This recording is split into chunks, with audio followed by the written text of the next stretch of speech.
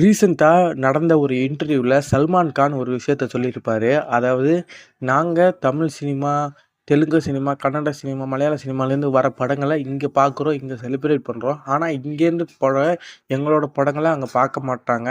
இத்தனைக்கும் நாங்க அங்க உள்ள டெக்னீஷியன், அங்க உள்ள டைரக்டர்ஸ், அங்க உள்ளவங்களோட கொலாப் பண்ணா கூட அந்த இடத்துல சரியா பெர்ஃபார்ம் பண்ண மாட்டேங்குது. அப்படிங்கிற மாரி ஒரு ஸ்டேட்மெண்ட் சொல்லியிருந்தாரு. அதுக்கு பல பேரு அங்க உள்ள படங்கள் நாங்க பல படங்கள பார்க்குறோம். இங்கேயும் செலிப்ரேட் பண்றோம். எக்ஸாம்பிளுக்கு ஜவான், பத்தான் இந்த மாரி பல படங்கள் இருக்கு. அங்க உள்ள படங்கள்ல கன்டென்ட் நல்லா இருந்தா நாங்க இங்கேயும் செலிப்ரேட் பண்ணுவோம் அப்படின்ற மாரி சொல்லியிருந்தாங்க.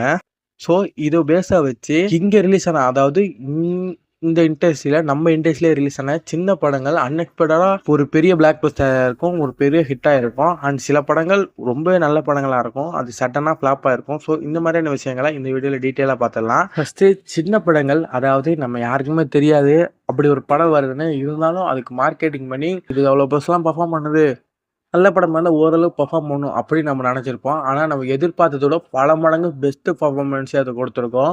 எக்ஸாம்பிளுக்கு பிரதீப் ரங்கநாதன் டெபியூட் பண்ண லவ் டுடே ஆகட்டும், கடைசியா வந்து அவரோட படமான டிராகன் ஆகட்டும், ரெண்டுமே இது ஓரளவு கலெக்ட் பண்ணும். லவ் ட்ரெய்லர் ரிலீஸ் ஆனப்போ ட்ரெய்லர் நல்லா இருந்தது, ஓரளவு கனெக்ட் பண்ணணும்னு நினைச்சாங்க. ஆனா அது 100 crores பிளஸ் அதோட கலெக்ஷன் இருந்தது லைஃப் டைம்ல. டிராகன் படமும் அந்த ஹீரோவோட 2வது படத்துல பண்ண முடியாத ஒரு கலெக்ஷன் தான் அவர் பண்ணியிருந்தாரு.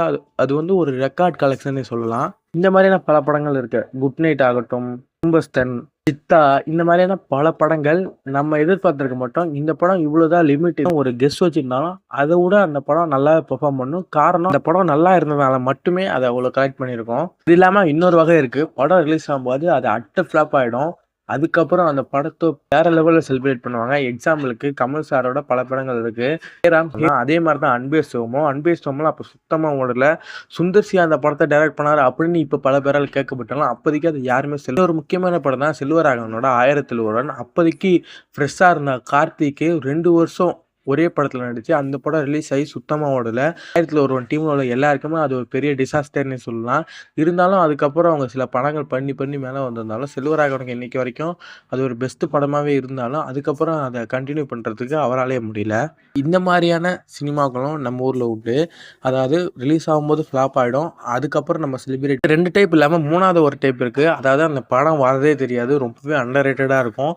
ஆனால் கலெக்ஷன் வைஸில் அந்த படம் வேறு மாதிரியான சைலண்ட்டான ஒரு சம்பவம் பண்ணுது அப்படின்னு சொல்லுவாங்கள்ல, அந்த மாதிரியான ஒரு சம்பவத்தை பண்ணிட்டு இருக்கணும். எக்ஸாம்பிளுக்கு இங்கே வந்து பரியரும் பெருமாள், கண்ணும் கண்ணும் கொள்ளை எடுத்தால், மலையாள சினிமாவில் ரிலீஸ் ஆன பிரேமுலு படம்லாம் வந்ததே நிறைய பேருக்கு தெரியாது. எல்லாம் மஞ்சுமல் பாய்ஸில் பிஸியாக இருக்கும்போது அந்த படம் 100 கோடி தாண்டி கலெக்ஷன் பண்ணி பெரிய சம்பவம் பண்ணிட்டு இருந்தது சைடில்.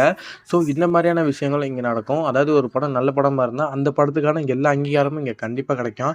சில படங்கள் அப்படி கிடைக்காம போனாலும் லேட்டாவது கிடைச்சிடும். இதை பற்றின உங்களோட தாட்ஸை மறக்காமல் கமெண்ட் பாக்ஸில் கமெண்ட் பண்ணிவிட்டு இந்த வீடியோக்கு லைக் பண்ணி நம்ம சேனலை சப்ஸ்கிரைப் பண்ணிடுங்க. இதை பற்றின